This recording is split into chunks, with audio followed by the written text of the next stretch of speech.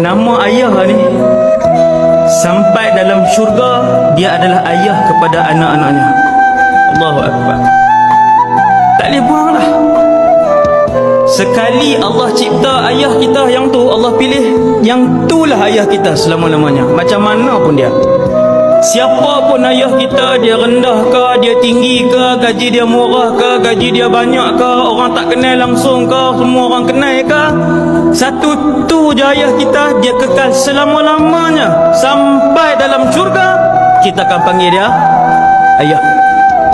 Jumpa dalam syurga satu hari nanti pun, bila kita berselisih, kita tetap akan panggil dia ayah.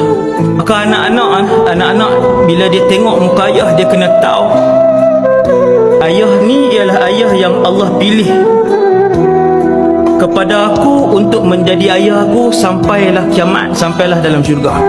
Kalau atas dunia ayah kita tak segak, kita ingat dalam syurga semua manusia akan jadi tampan, ayah kita akan jadi segak. Dalam syurga semua orang mulia, semua orang adalah raja di dalam syurga, dan semua orang adalah permaisuri di dalam syurga.